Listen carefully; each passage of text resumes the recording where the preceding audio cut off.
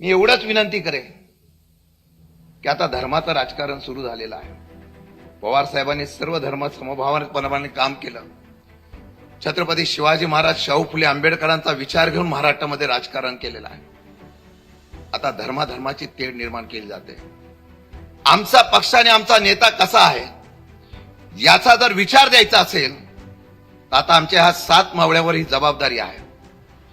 ही जबाबदारी घेऊन आता महाराष्ट्रामध्ये फिरूया. आम्हाला प्रभारी म्हणून पण नेमलं. मी आणि हर्षवर्धन पाटील साहेब आम्ही दौरा केला.